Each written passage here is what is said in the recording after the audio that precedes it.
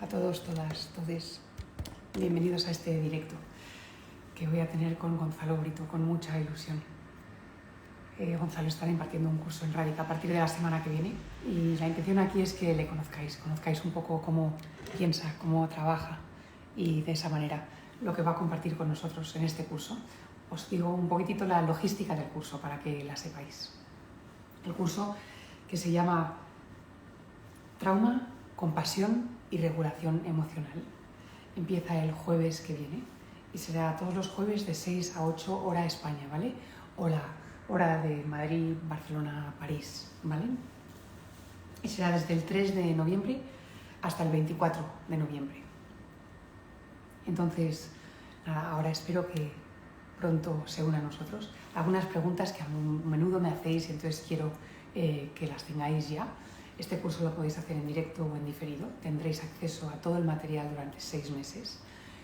Si lo hacéis en diferido también es posible hacer preguntas a través de la plataforma. Es un curso que está abierto a todo el mundo. No hace falta que tengas no hace falta ser profesional de la salud mental, por ejemplo, para poder participar. Si te interesa el trauma, si te interesa la compasión, si te interesa la regulación emocional, entonces puede que te interese este curso. Veo que Gonzalo ya está por aquí, o sea que voy a pedir el curso todavía está abierto, puedes inscribirte a través de la página de Radica, ¿vale? Tenéis un link en la bio. Mira qué bien, ya tenemos aquí a Gonzalo. Gonzalo, bienvenido a Radica, qué ilusión que estés aquí. Hola María, ¿qué tal? Gracias por Contenta, invitarme. contenta de que estés aquí y contenta con muchas ganas de la conversación de hoy. ¿eh? ¿Me Esto escuchas bien? porque te ¿Está escucho bien, no? perfecto. Te Súper. escucho perfecto. ¿Tú me escuchas a mí bien? Sí, sí, bien. Fenomenal. Súper. ¿Qué hora es para ti ahora, Gonzalo? Aquí las 11, Aquí las aquí en el 11, o sea sur que de estamos Chile. en un Ujú. momento distinto de nuestro día, ¿no? Y de nuestro circadiano, de nuestro ritmo circadiano. Ujú. Pero vamos a unirnos donde estemos. ¿Qué te iba a decir? Pues nada, tengo muchas ganas de esta conversación y un poco de que hablemos de los 3 temas principales, ¿no? Que es de lo que habla este curso, del trauma, de la compasión y de la regulación emocional. Y en realidad he pensado que quizás una buena cosa que podríamos hacer era que nos definiésemos estos 3 términos tú. Entonces, Ujú. si te parece, podemos empezar con trauma, porque es el primero que Ujú. aparece. Según tú, ¿qué es el trauma? Súper.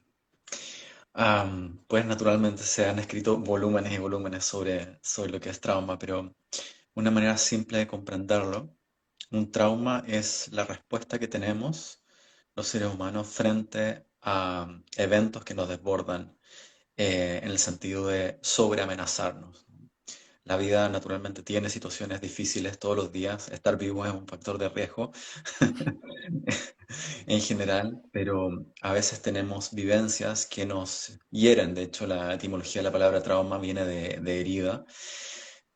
Hay eventos, circunstancias que nos hieren de maneras particulares, de maneras que nos sobrepasan en nuestra capacidad de comprender, de integrar, de dar significado, incluso de sentir. Por eso una de las respuestas habituales frente al trauma es la desconexión de la experiencia, ¿no? Es una manera de defendernos frente a eso. Entonces, trauma es algo que nos hiere de una manera que nos hace muy difícil comprender, integrar, lenguajear y pensar sobre lo que nos ha pasado. Claro, y esto teniendo en cuenta, ¿no? que si es nuestra capacidad de responder ante estos eventos difíciles en distintos momentos de la vida, tendremos distintas capacidades de respuesta, ¿no? O sea que a lo mejor siendo niños Mm. tendremos menos capacidad de respuesta que cuando somos más mayores, por ejemplo. Sin duda, sin duda. Y también depende qué tipo de infancia tengo. Va a determinar en parte el tipo de recursos que tengo. Por ejemplo, se ha visto que niños en situaciones muy traumáticas, como situaciones de guerra, tienen mayor impacto de la situación si es que hay algún adulto cerca que puede proveer un sentido de seguridad y de conexión, en comparación a niños que viven situaciones traumáticas como esas sin un otro que pueda ofrecer lo que llamamos corregulación o una presencia de base segura. Que nos lleva, Entonces, va a depender de perdona, muchos factores. Los seres humanos nos vivimos los eventos traumáticos de maneras muy diferentes de acuerdo a nuestra historia, de nuestros, bueno, recursos personales, interpersonales, también de la suerte que tuvimos o no de tener ciertas disposiciones, tanto genéticas como ambientales. Y eso es parte de la comprensión compasiva que tenemos del trauma, el reconocer que no es tu culpa, ¿no? Que no es tu culpa el cómo tu organismo responde frente al trauma, porque esa respuesta va a depender de muchos factores que tú no elegiste. ¿No? Eso es parte de la perspectiva compasiva de la sabiduría del no juicio, le llamamos en terapia centrada en la compasión. Entonces, creo que esto es importante decirlo desde el principio porque el mismo evento puede ser traumático para una persona y no solo para otra, dependiendo de un montón de factores, ¿no? Entonces, no podemos decir que hay una lista fija de estos son los eventos traumáticos, porque lo traumático no es tanto el evento como nuestra respuesta frente al mismo. Obviamente que hay mega eventos traumáticos, ¿no? Como algunos terremotos que hemos tenido acá en Chile, por ejemplo, o cuando hay violencia comunitaria desatada en un cierto lugar, o cuando presenciamos la muerte de un ser querido en un accidente, por ejemplo. Hay experiencias que más comúnmente van a generar la respuesta traumática en mayor cantidad de gente, pero luego pueden haber experiencias no tan flashy, no tan como salientes, tan espectaculares, que dejan un impacto también en nuestro sistema nervioso, en nuestro cuerpo, en nuestra mente. ¿M? Y en terapia necesitamos tener ese tipo de sensibilidad para comprender qué significa para la persona particular que tengo al frente tal vivencia y no descartarla como poco relevante simplemente porque no aparece como un súper trauma, ¿no? En el papel. Totalmente. Vamos a pasar, si te va bien, a regulación emocional, porque has estado hablando mucho de nuestra respuesta y cómo nos afecta a cada uno. O sea que si te va bien, me encantaría que definieses qué quieres decir tú cuando pones regulación emocional. Súper. Mira, regulación emocional no se refiere a un estado estático de equilibrio, sino que a nuestra capacidad que podemos entrenar de regular nuestras emociones en un rango de activación que es tolerable por mi mente, por mi cuerpo, y de esa manera poder em, disfrutar de la sabiduría que tienen las emociones. Cada emoción tiene una sabiduría incluida, las emociones como el miedo o la rabia, tal como la alegría, el amor, etcétera. Y estas emociones nos ayudan, nos orientan respecto a lo que es relevante en la vida, nos ayudan a enfrentar los desafíos de la vida, nos ayudan también a dirigirnos hacia lo que es valioso. Pero claro, cuando experimentamos experiencias difíciles o traumáticas, muchas veces nuestra capacidad de regular emociones eh, decrece. Y esto hay algunas razones incluso neurológicas de eso. Por ejemplo, las personas que tienen experiencias traumáticas suelen tener una amígdala más voluminosa, es decir, estructuralmente cambia la forma, el tamaño de la amígdala, de tal manera que el amígdala, que es nuestro centro, digamos, de alarma del cerebro frente al peligro, está hipersensibilizado, hiperactivado y muchas veces condicionado a estímulos que no son realmente peligrosos, pero que están asociados de alguna manera a un evento traumático pasado que se gatilla en el presente, descontextualizado de que en el momento presente no es peligroso. Por ejemplo, un niño que es atacado por un perro, ¿cierto? Cuando el niño tiene una experiencia traumática al respecto, luego puede generalizar. Su amígdala puede reconocer cualquier perro como peligroso en el presente y activar en su cuerpo la sensación de amenaza y toda la cascada de cortisol, adrenalina, etcétera. Entonces, las emociones son muy importantes, pero la regulación emocional es muy importante, la modulación emocional. Entonces, si se ve afectada la amígdala de esa forma, si se ve afectada el centro de la interocepción, que es la ínsula, de tal manera que no nos permite reconocer muy claramente nuestras sensaciones corporales, si se distorsiona la función del hipocampo, que es algo que pasa en el trauma también, no pudiendo registrar que la experiencia traumática ya ocurrió en el pasado, no está ahora presente. Usualmente no podemos hacer eso. Si se desregula también la corteza cingulada, que es la que nos permite también regular pensamientos y emociones de manera más eficiente. Obviamente que todas estas experiencias hacen más factible que mis emociones tiendan a estar subactivadas o sobreactivadas frente a ciertos estímulos. Por tanto, parte del trabajo que hacemos en terapia y en espacios más psicoeducativos, como el programa de Mindfulness y Equilibrio Emocional, o en la parte psicoeducativa de CFT, de terapia central a la compasión, consiste en tomar mayor conciencia de mis emociones en mi cuerpo y en mi mente, y el poder regular el tamaño relativo de mi sistema de regulación emocional, algo que vamos a explorar en cierta profundidad en el curso. Claro, es lo que, no, te escuchaba y es lo que sentía, ¿no? Como que, por un lado, nos estás pidiendo que podamos reconocer y estar con las emociones que vengan, pero la regulación quiere decir que digamos que que la emoción no me controla a mí, sino que yo estoy con la emoción, que nos acompañamos, o que puedo estar más que la emoción es más fuerte que yo, en vez de, ¿no?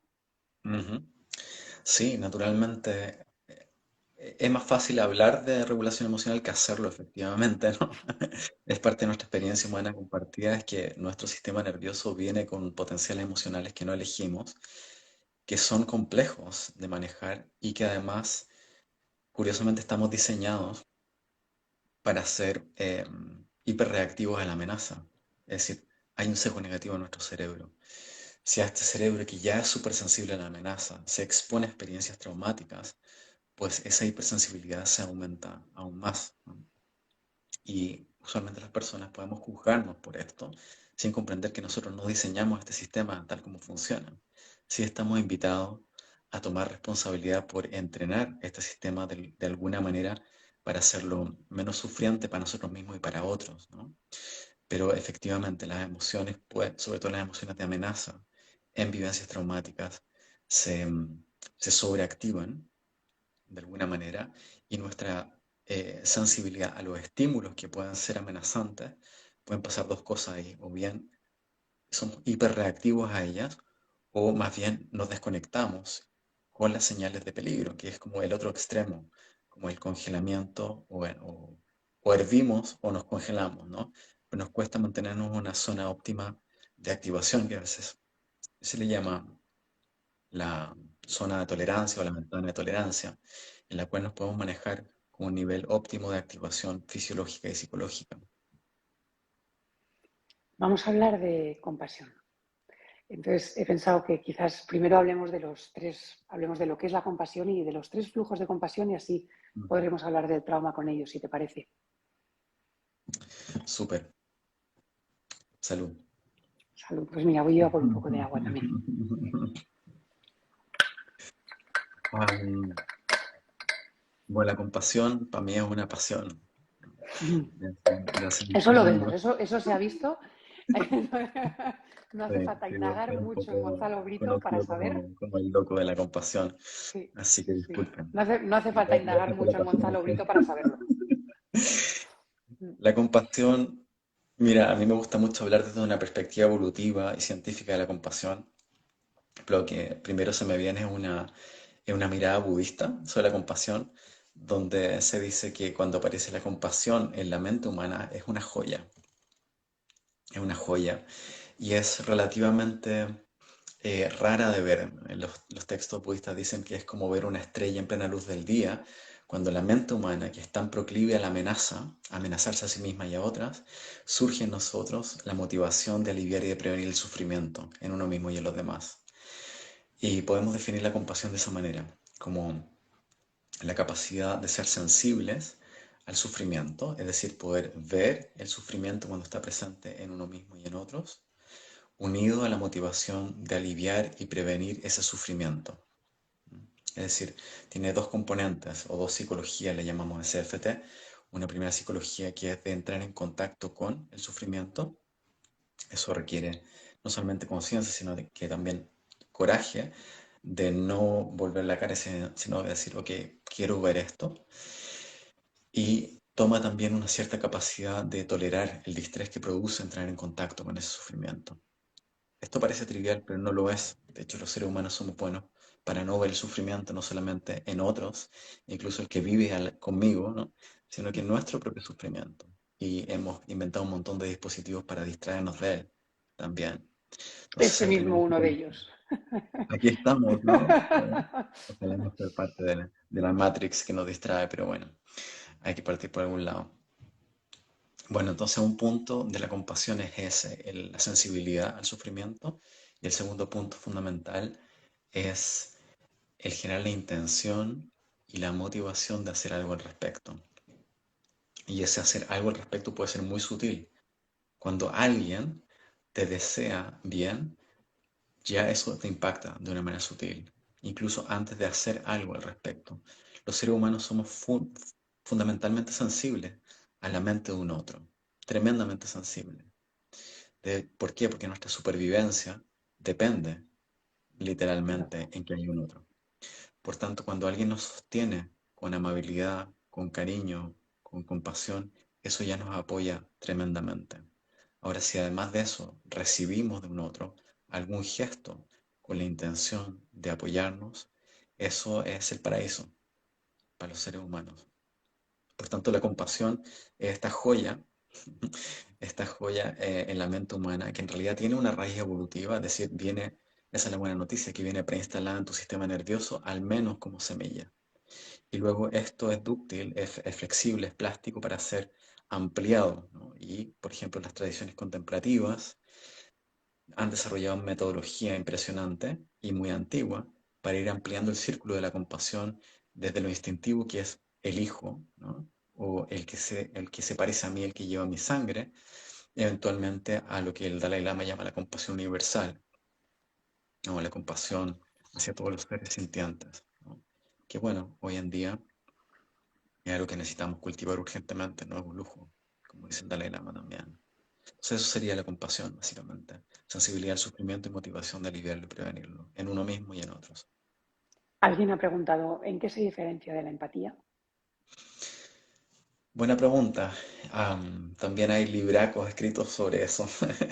¿Y qué es la empatía? Sería una gran pregunta también. Bueno, la empatía, en términos simples, podemos comprenderla como la capacidad de entender el estado interno de un otro, de comprender el estado interno de un otro. Y usualmente se, mm, se distingue entre una empatía más cognitiva, que es comprender la situación, cómo será ser María, por ejemplo, cómo será estar en tus zapatos, puedo imaginarme eso. Y también está la empatía emocional, que es la resonancia empática, ¿no? Donde no solamente me imagino, sino que me toca las entrañas, literalmente, el corazón, mi neurona de espejo, etcétera. Siento parte de lo que tú sientes en esa conexión. Esa parte es bellísima de la empatía, esa resonancia, pero también es la más peligrosa. Y vamos a hablar de eso en el curso también, cómo estar atento a cuando esa resonancia empática se transforma en contagio emocional, Mm. que nos puede llevar al agotamiento emocional, al burnout, por estar sobre resonando con el sufrimiento de un otro. Y hay maneras efectivas de regular eso, sobre todo si trabajamos con pacientes con trauma, porque corremos un cierto riesgo de sufrir trauma secundario, ¿no? Cuando trabajamos constantemente en esa área. Entonces la empatía es eso, comprender y resonar con. La compasión incluye y trasciende a la empatía, ¿no? Es muy difícil generar la motivación compasiva si es que no comprendo y no resueno en nada con tu sufrimiento, ¿cierto? Entonces, si accedo a una empatía que resuena, pero que no se contagia o no se satura, ¿cierto? Del sufrimiento que percibo y resuena contigo, puedo ir un paso más allá y generar la motivación de hacer algo al respecto. Por ejemplo, si tú eres mi paciente y vienes con tu historia de trauma, yo, para ser efectivo contigo, necesito tener la capacidad de comprender y resonar, pero poder regular esta resonancia de tal manera de tener un espacio libre de conflicto, podríamos llamarle, un espacio de recursos, o en terminología CFT, un espacio en verde, un espacio de mi sistema de calma y afiliación para poder ofrecer corregulación desde tu rojo activo, desde tu amenaza, hacia mi verde. ¿Vale? Entonces en la terapia no me quedo solamente en la empatía, sino que una buena terapia, aunque no sea terapia centrada en la compasión, una buena terapia es compasiva, porque toda Claro, buena terapia tiene la motivación de aliviar y de prevenir el sufrimiento. claro, pero entonces, esto para mí es un aspecto nuevo también, ¿no? Porque siempre había escuchado la definición que siempre se da de empatía es conectar, ¿vale? O sea, que entender lo que le pasa Ujú. a otro, ¿no? Y esa resonancia de la que hablas. Compasión es lo que siempre había oído, la decisión de hacer algo sobre ello. Tú aquí lo Ujú, que estás añadiendo es que compasión funciona como una protección que inevitablemente me hace ayudar al otro, pero también ayudarme a mí mismo. O sea, que me hace ujú, estar más en conexión, tanto con las necesidades del otro como con mi rol dentro de esta conexión. mm, mm.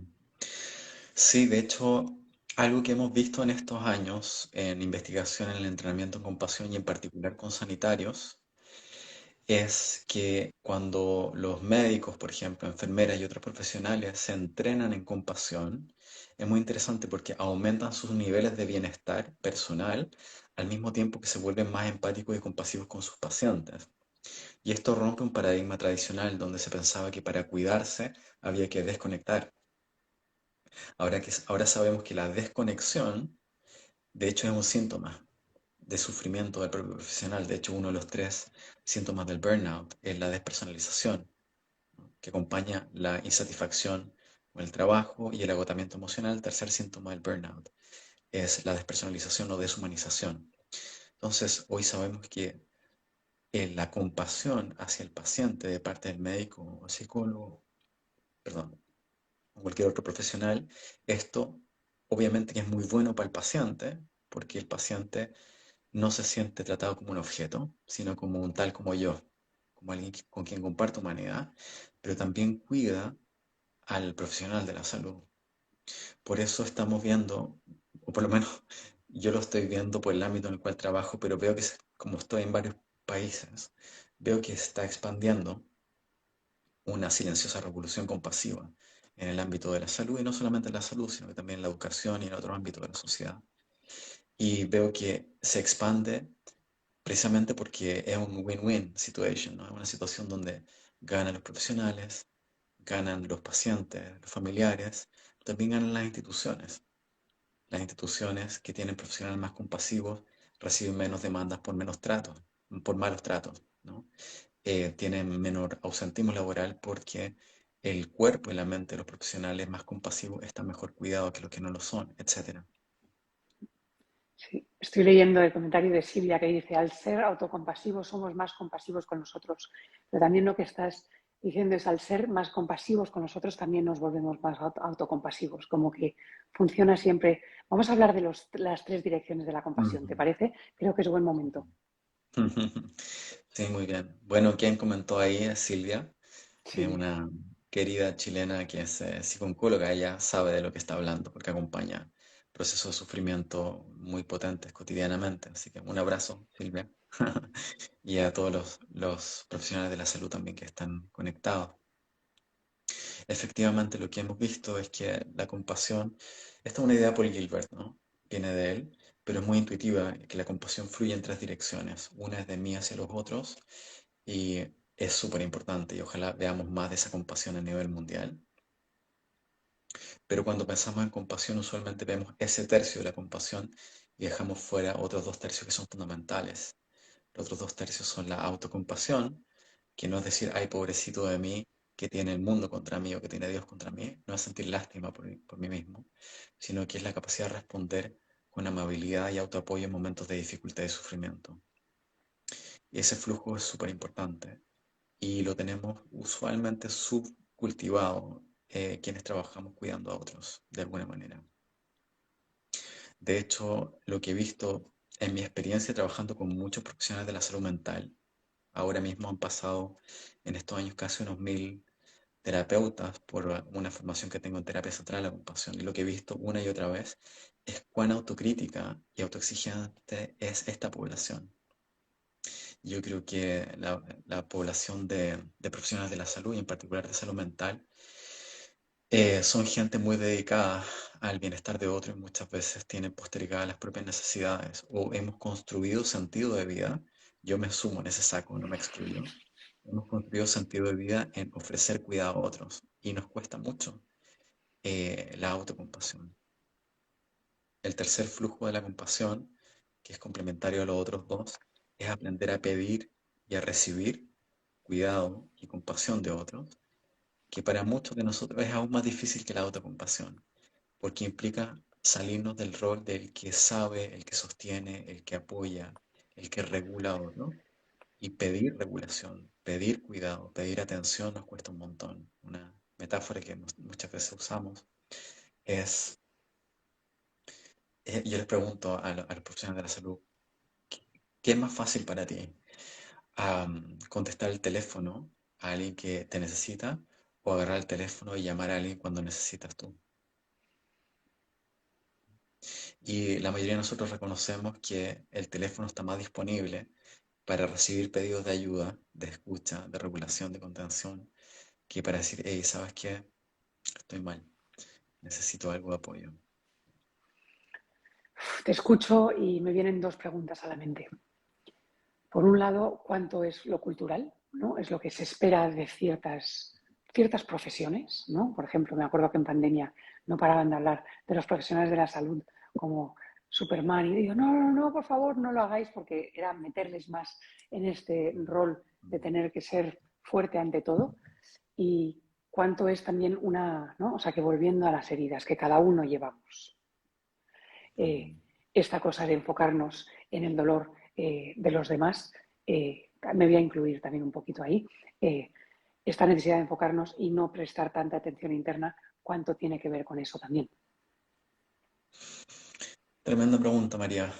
Pues nuestra mente y nuestro cuerpo son fruto de una historia, de la genética que nos tocó en una lotería cósmica, de las familias que nos tocaron como familias que no elegimos tampoco, un montón de experiencias vitales que tampoco elegimos, nos tocó surfear, y también son fruto nuestro cuerpo, nuestra mente, de el contexto cultural donde vivimos. Y creo que esto es un aporte muy potente de Paul Gilbert, que ojo, Paul antes de ser psicólogo estudió economía y creció en Sudáfrica, que son dos puntos interesantes de Paul. Eh, y por eso uno puede, usualmente cuando lee sus libros, ver este enfoque social también. Y bueno, él escribe bastantes cartas a The Guardian y otros periódicos, trayendo el ojo sobre, cuidemos qué está pasando con la política, qué está pasando con la economía, qué está pasando con el sistema de salud y cómo funciona, cómo están los sistemas de pensiones, porque todo esto crea mentes más seguras o más amenazadas. Esto es súper relevante a nivel mundial, ¿no? Y en mi experiencia viviendo en distintos países, he visto cómo los países que tienen un sistema de seguridad social más potente, veo que los sistemas nerviosos de las personas están más regulados. En mi experiencia viviendo en España, por ejemplo, aunque los españoles se quejan mucho de España, pues son muy quejosos. Hey, Es una generalización, pero va con cariño. Realmente uno ve que, que hay un tejido social y una sensación básica de seguridad que se manifiesta en lo que uno ve, por ejemplo, en los bares. Y en España hay un bar en cada esquina y la gente no anda ebria, ¿no? Porque la gente se junta a tomarse su cañita o a tomar su café y básicamente a conversar, a socializar.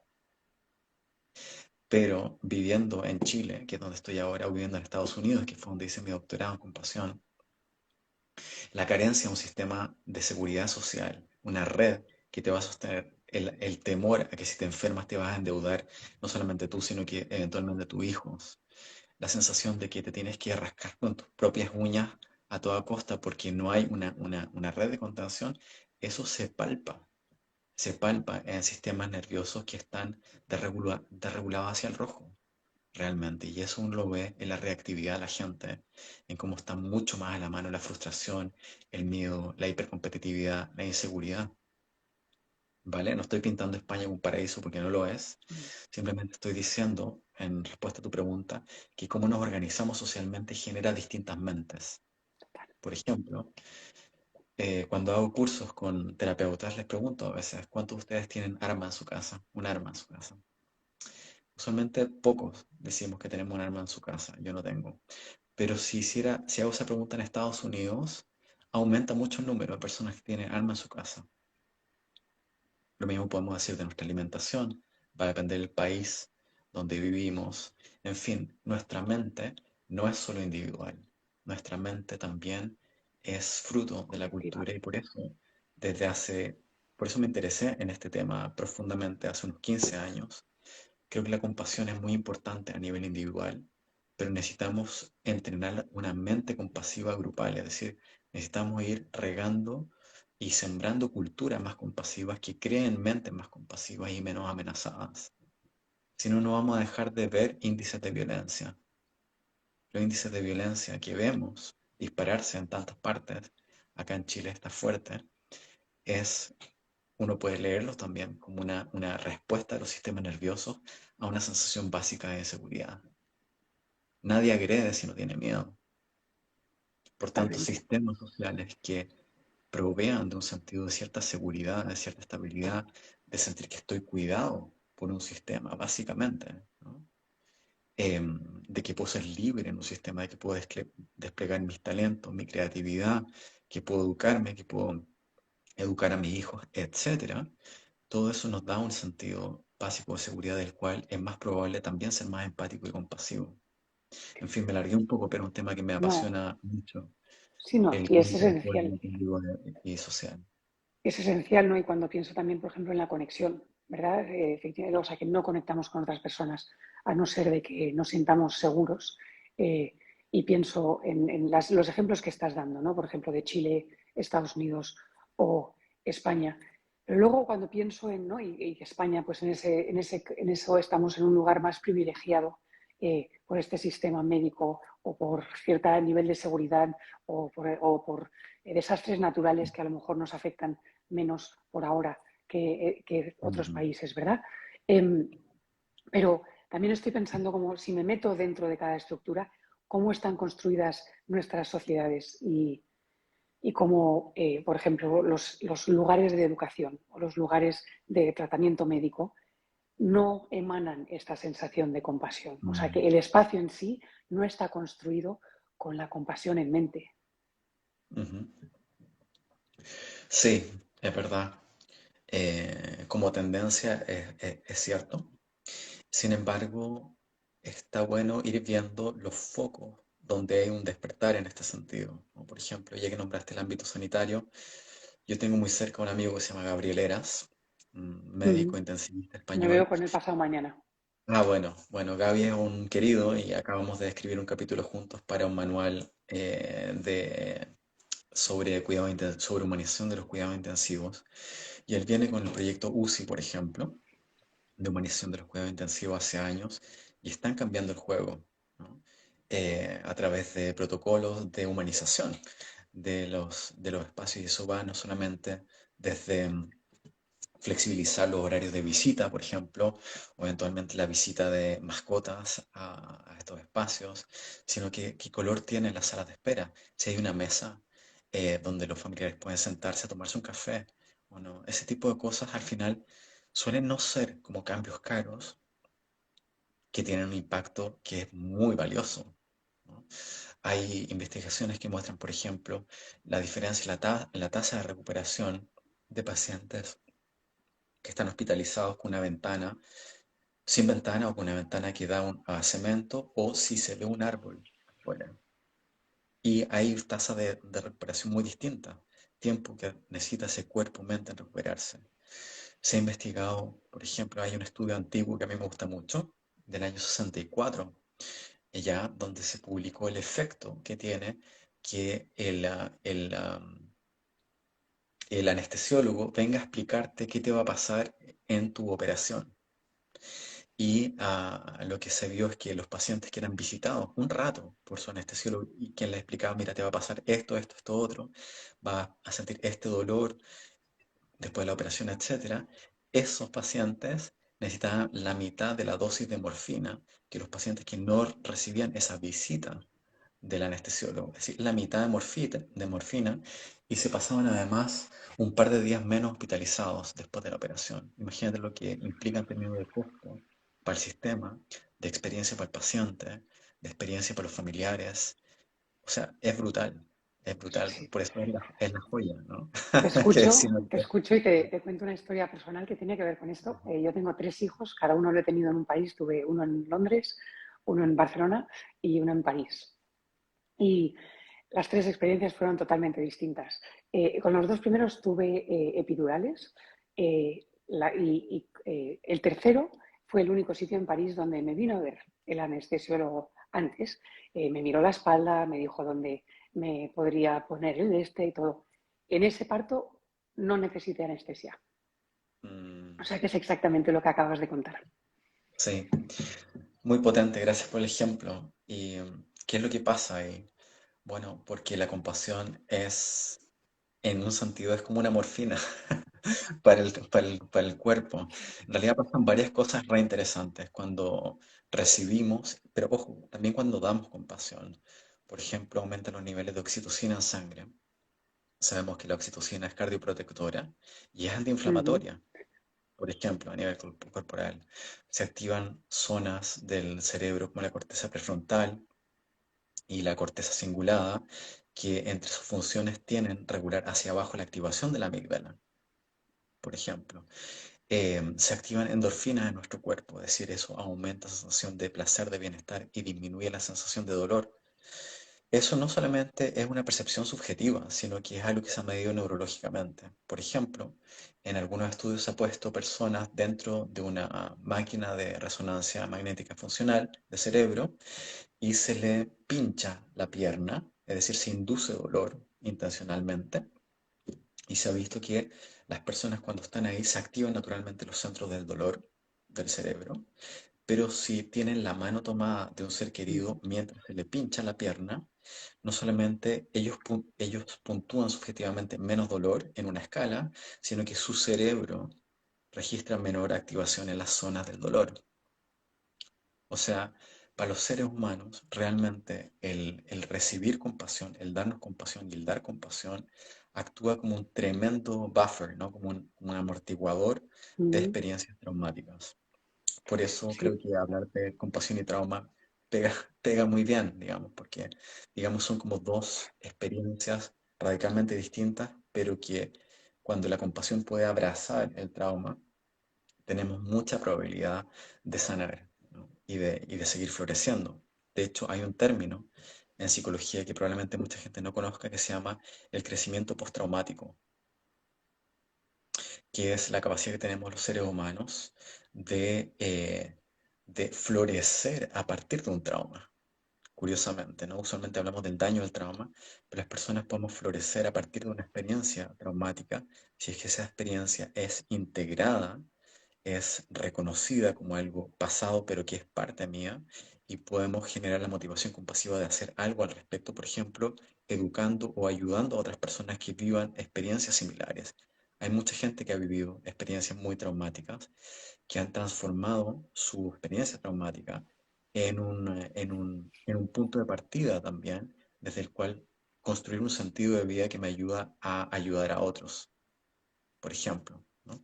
Entonces, eso, en los últimos años hicimos un estudio multinacional dirigido por una psicóloga, colega de Portugal, Marcela Matos, donde investigamos en 22 países, incluido Chile y otros países de Latinoamérica, la relación entre compasión, miedos a la compasión y el impacto que tuvo el COVID.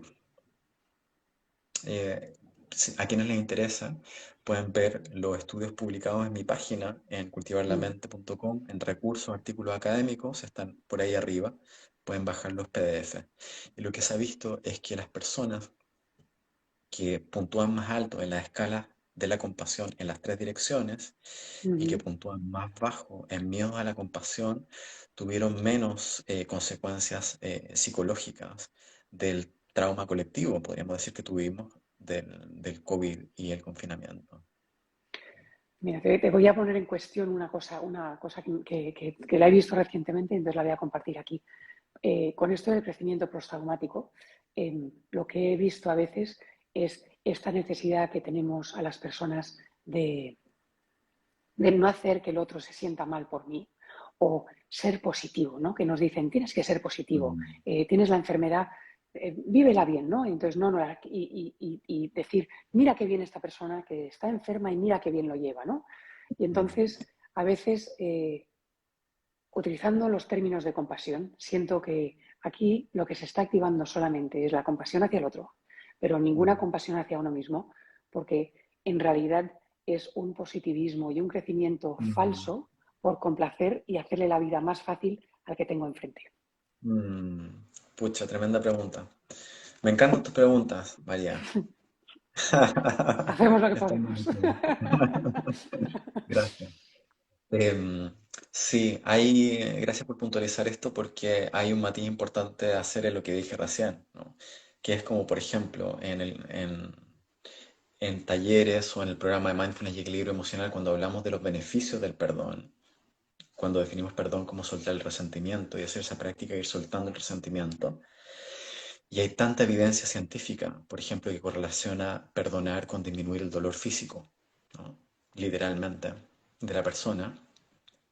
Luego uno puede tener la tentación de decir, ok, si hay alguien que está con un resentimiento, esa persona tendría que perdonar, ¿no? Entonces uno no puede forzar a perdonar, tal como uno no puede decir, ya pues, pasemos al florecimiento postraumático, al crecimiento postraumático. Eso no tiene nada de compasivo. De hecho, la respuesta compasiva tiene que ver con reconocer que es completamente natural resentir a alguien que te ha hecho daño, que no es lo mismo que decir que tienes que quedarte condenado a tu resentimiento el resto de tu vida.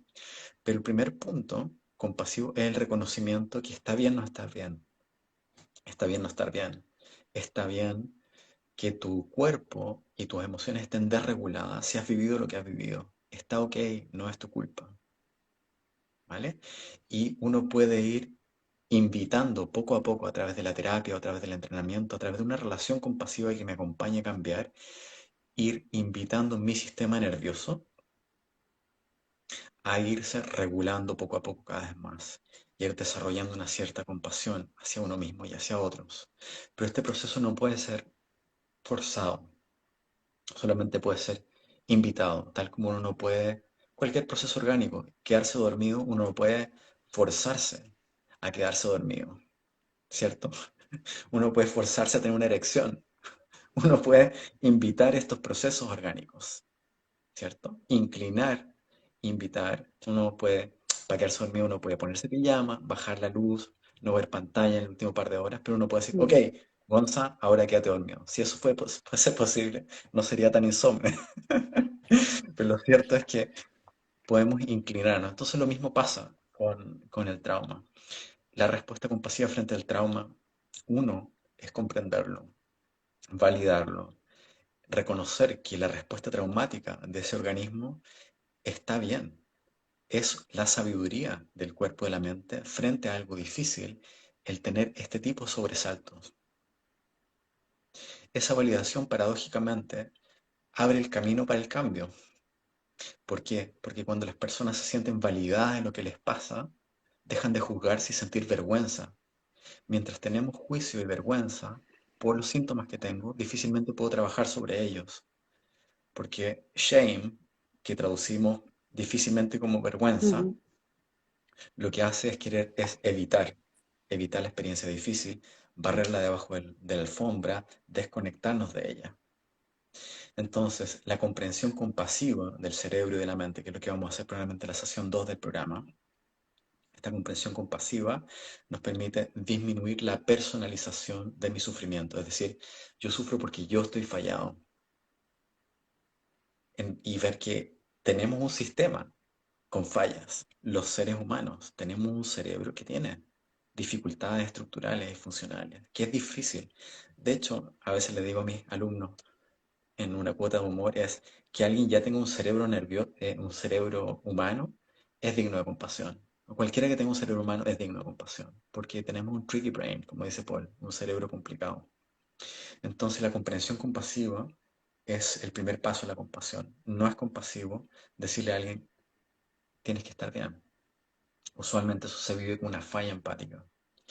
Por eso en terapia central de la compasión, y esto me lo decía mucho mi maestro Paul Gilbert en mi entrenamiento en terapia con él, es slow down Gonzalo, anda lento, no vayas rápido, anda lento. Y usualmente los terapeutas fallamos cuando nos apuramos, no cuando andamos lento.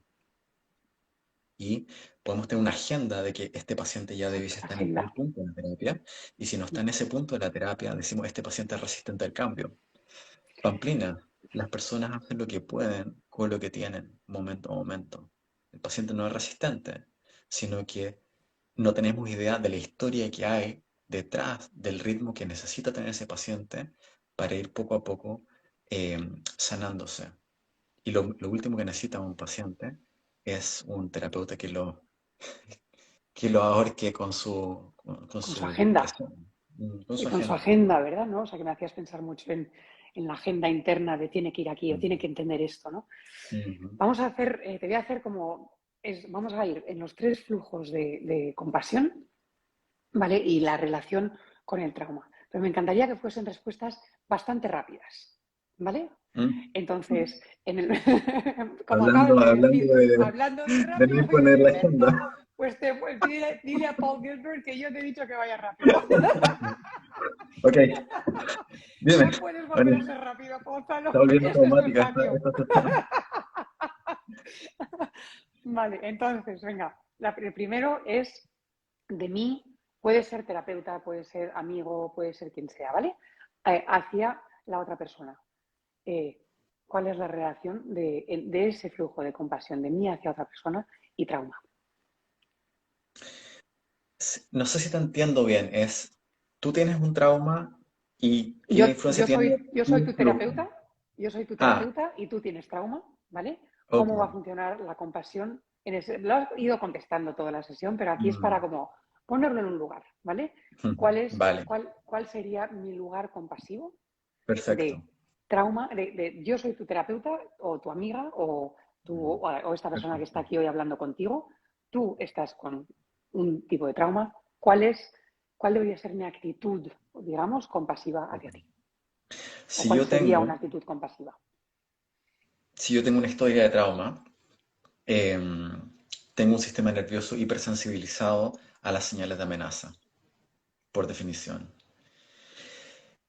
La fuente principal de seguridad social para los seres humanos y de activación de nuestro sistema de calma y afiliación, que vamos a definir en el programa, es un otro compasivo. Es decir, fíjate que los seres humanos no nacemos meditando, nacemos buscando el contacto piel a piel, ¿cierto? Y la voz que nos calme. Lo mismo necesitamos toda la vida, realmente. Es dramático en el bebé, pero si yo como paciente con mi historia de trauma vengo a buscar ayuda, lo que necesito es que me transmitas seguridad social. ¿Cómo lo haces?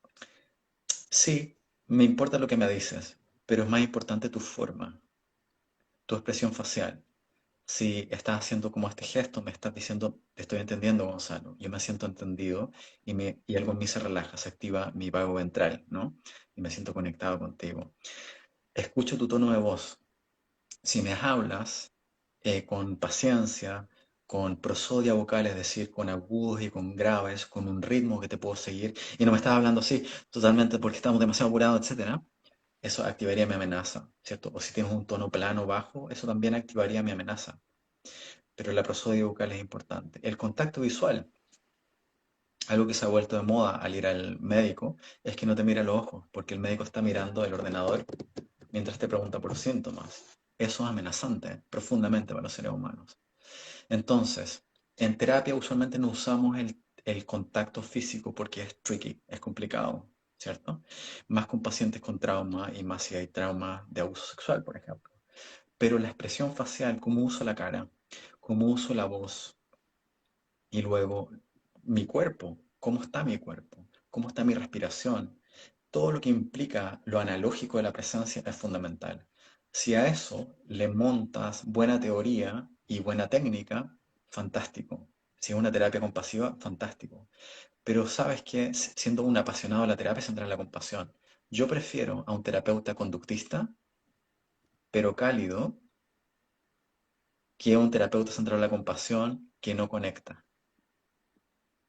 ¿Vale? Entonces, de hecho, la investigación en psicoterapia muestra que los factores que realmente influyen en la sanación del paciente es la calidad del vínculo terapéutico, mucho más que la teoría del terapeuta. O sea, si tenemos un terapeuta compasivo que además tiene una terapia compasiva, es genial. pero el factor relacional es fundamental. Yo sé que no estoy siendo todo lo breve que tú querías que fuera. Has sido muy obediente a Paul Gilbert, te puedes escribir y decir, he aprendido todo lo que me pediste. Pero me encanta lo que estás diciendo, me encanta lo que estás diciendo porque te escuchaba hablar y ¿no? Nosotros en Yoga Sensible al Trauma, que es lo que imparto yo, no tocamos a las personas con las que trabajamos por todas estas, por todo este trickiness de lo que estás hablando, ¿verdad? El gatillo que puede haber. Pero realmente cuando estabas hablando de la voz, de la entonación, de la mirada, ¿no? Mm, Y cuando lo estabas ligando a ese paso anterior cuando nacíamos y esa necesidad del tacto, eh, era como si al final esta voz, esta mirada, es como si fuese un tacto, un abrazo, ¿verdad? Pero sin romper los Total. boundaries de las personas, ¿no? Ujú. Sí, totalmente. El tacto físico es el vehículo principal de la expresión de cuidado. Bueno, nuestro querido Humberto Maturana diría que estamos determinados estructuralmente para el amor. El tipo de manos que tenemos, el tipo de piel, el tipo de brazos que tenemos, está diseñado, ¿no? Para la caricia, para el abrazo, etcétera. Y es el vehículo principal de transmisión de la compasión. Sin embargo, lo tenemos que usar con mucha cautela en contextos terapéuticos y usualmente no lo usamos, casi, ¿no? Pero sí podemos trabajar mucho desde el cuerpo, es decir, limitar el tocar al paciente no quiere decir no trabajar desde el cuerpo. De hecho, en CFT trabajamos mucho desde el cuerpo. Trabajamos en la postura corporal del paciente, en patrones de respiración, por ejemplo, en movimientos conscientes. Y bueno, el yoga es una joya también, es una práctica maravillosa, como también lo es el tai chi, el qigong, etcétera, que son prácticas que están haciendo todo lo que necesitamos a nivel del sistema nervioso. Estamos activando el parasimpático, estamos activando los centros de interocepción y propiocepción, ¿no?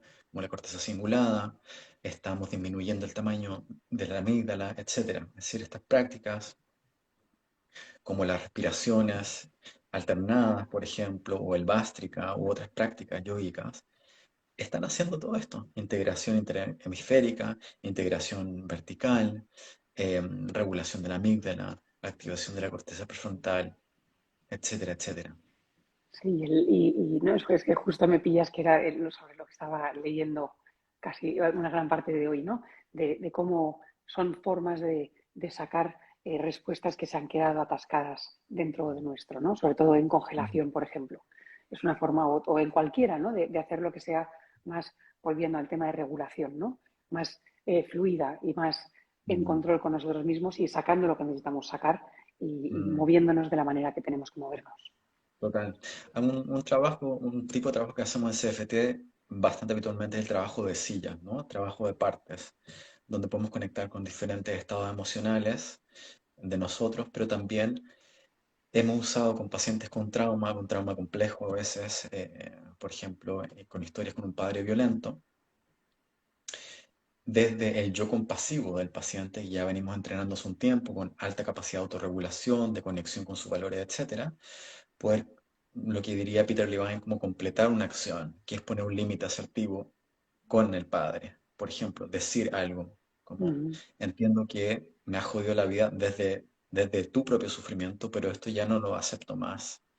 Y hacer ese tipo de gestos con voz, con texto, pero también con una corporalidad empoderada, es Ujú, muy reparatorio y cierra un gesto que usualmente tuvimos durante la experiencia traumática como una actitud de sumisión, por ejemplo, donde la corporalidad es cerrada, pequeñita, ¿cierto? Poder empoderarnos desde la postura que llamamos el yo compasivo, que tiene un cuerpo y una mente particular que entrenamos en terapia, es como que completar una acción haciendo algo que no pudimos hacer en su momento. Y comprensiblemente no pudimos hacerlo porque estábamos en una ujú. posición de no tener poder frente a alguien que tenía más. Ahora sí que va a ser una frase o dos, ¿vale, Gonzalo? Ok, Vamos a hacer, muy nos bien. quedan los otros dos, porque nos quedan Yo los elegí otros muy dos. bien las frases. Venga, tú Las puedes. frases. Vale, entonces, ahora es, y ahora va a ser el terapeuta, a ver, ahora es compasión hacia uno mismo, ¿vale? Entonces, aquí puedes estar hablándome quizás del terapeuta, o del amigo, o de la persona con trauma. ¿Cómo te voy a responder una frase? Eso está tan buena la pregunta. Bueno. Trato. Las personas que viven trauma, además de las consecuencias fisiológicas, que algo he tocado en este ratito, tiene consecuencias psicológicas importantes. Una de ellas, la sensación de inadecuación, de que hay algo sucio, quebrado, que uno mereció lo que a uno le pasó, que uno se lo ha ganado, etcétera. Y uno internaliza la vergüenza, es decir, uno genera una imagen de sí mismo empobrecida, donde uno juzga el yo completo como algo indeseable. La autocompasión es clave, clave, clave. ¿Por qué?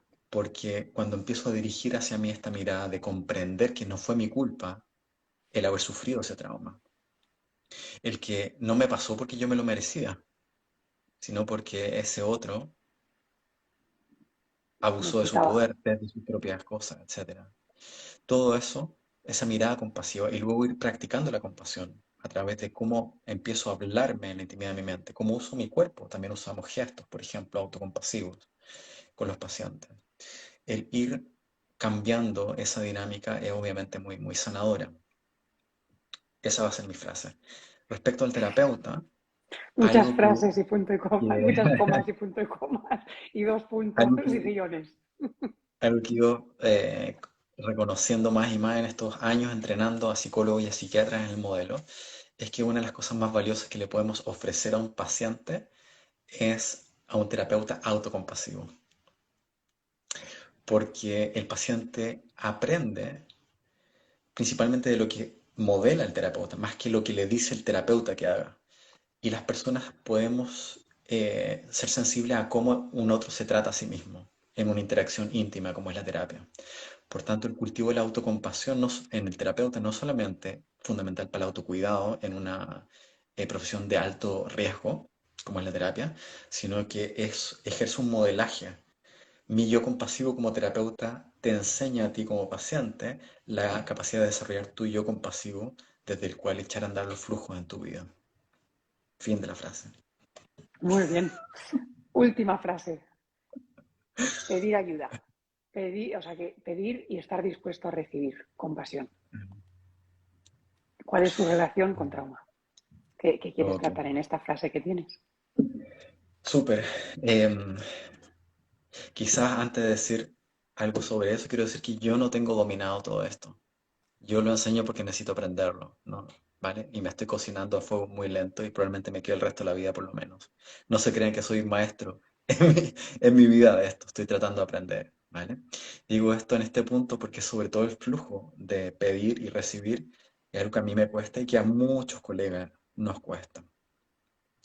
Y en parte se relaciona con el punto anterior, que es que cuando recibo trauma y sobre todo si es un trauma complejo, vamos a hablar de eso en el curso, suelo internalizar una visión de mí mismo como alguien que no merece algo bueno en la vida, ¿vale? Por tanto, me cuesta pedir a otro, molestar a otro con el pedido si siento que yo no me lo merezco. Y esto suena terrible, pero en realidad es verdad, muchos sentimos en distintos niveles que no merecemos el cuidado de un otro, ¿no? Que nos merecemos más bien el maltrato que recibimos, por ejemplo, o la negligencia que sufrimos. Por tanto, lo que necesitamos ir haciendo es una exposición, como se diría en una terapia conductual, una desensibilización sistemática al hecho de recibir, de pedir, ¿sí? Y pueden ser, partimos por cosas pequeñas, ¿no? Algunos de acá saben, mi mamá es buena tejedora y yo le estoy pidiendo chalecos. Ella está chalecos son los jerseys que llaman ustedes. Acá le decimos chalecos, como este que tengo puesto. Aprovecho de agradecer a mi mamá, que está muy bonito. Muy bonito. Entonces, yo le estoy pidiendo que me teja, ¿no? Y en vez de enrollarme con estarle pidiendo demasiado, por ejemplo, eh, estoy, puedo practicar el, el llamar a un amigo cuando me siento mal, aunque me cueste, ¿no? Precisamente el expandir, salir de la zona de confort es aprender una nueva habilidad. El decir sí, gracias, ¿no? Esto también lo he hablado en otros contextos, que muchos tenemos el mantra, no, gracias, estoy bien, no, gracias, estoy bien, no te preocupes. Como empezar a cuestionar esos automatismos y empezar a decir, bueno, ¿y si digo sí, gracias? Con cosas pequeñas, alguien me ofrece traerme un café, sí, puedo aceptarlo en vez de decir, no te preocupes, yo puedo ir. Sí, obvio que puedo ir, pero ¿por qué no aceptar el café? Y un ángulo interesante sobre esto es que cuando uno acepta el ofrecimiento de ayuda a un otro, uno le está regalando algo a ese otro, que es que él o ella tenga la satisfacción compasiva de ser de ayuda. Que los seres humanos tenemos lo que llamamos el brillo cálido de la compasión cuando somos de ayuda con alguien. Si yo digo siempre no, gracias, no necesito, estoy privando a otro de tener el disfrute de ser de ayuda. Esa es como una vuelta interesante al punto. Alguien nos pregunta, ¿y si tu mamá no te los teje o el amigo no te responde? Ah, bueno, eso siempre es una posibilidad, naturalmente. Siempre es una posibilidad. Las personas, cada una tiene sus temas. Va a haber un momento donde mi mamá ya no me pueda tejer, por ejemplo. O no tenga ganas, etcétera. Pero son como dos movimientos distintos, ¿no? Y uno, si uno no pide nunca por la posibilidad de que el otro no quiera, digamos, nos vamos a quedar siempre en el mismo lugar, ¿cierto? Ahora, uno puede ir desarrollando como una cierta sabiduría y más si me ayuda un terapeuta para ver por dónde es más seguro partir pidiendo, ¿cierto? Entonces uno se entrena, Paul habla de esto siempre, ¿no? Hay que partir nadando en la parte baja de la piscina, ¿no? No Ay, en alta mar, no, digamos. no, sí. Entonces, uno partiría por lo que está más a la mano, ¿no? Partiría por los amigos, las amigas más incondicionales, ¿cierto? Em, yo sé que a mi mamá le gusta tejer y le trae satisfacción, Claro, entonces sé que no es un claro. pedido muy imposible. Pero quizás el día, ¿no? Mencionabas, a lo mejor un día en el futuro ya no podrá tejer. Ese día no le pedirás que te teja un jersey. También es Por supuesto. saber reconocer el lugar del otro, ¿no? Ojo, es distinto pedir que exigir. Ujú. Y cuando pedimos tenemos que ser conscientes de lo que la otra persona puede ofrecer. Totalmente, totalmente. Qué bonito, se me quedaría aquí contigo horas, Gonzalo, y me siento tan privilegiada de haber pasado este rato contigo y tan privilegio de que vayas a estar ofreciendo este curso en Radica. Voy a decir rápidamente para aquellas personas que estén interesadas en seguir escuchando a Gonzalo que el curso empieza el jueves que viene y te puedes apuntar a través de nuestra web. Lo puedes ver en directo o en diferido. Y es para hablar de estos temas que hemos estado hablando hoy, del trauma, de la compasión y de la regulación emocional. Gonzalo, no sabes cómo he disfrutado de este rato contigo. Feliz yo también. Muchas gracias por la autenticidad de esta entrevista. Lo he disfrutado mucho. Y gracias a todos los amigos y amigas que están ahí Sí, conectados en redes o quienes van a ver esto después en diferido. Muchas, muchas gracias. sí. Muchísimas gracias por estar con nosotros, eso, en directo o en diferido. Mil gracias y que disfrutes de tu día y del resto de tu mate. Un abrazote, María. Chao, chao. Chao, chao.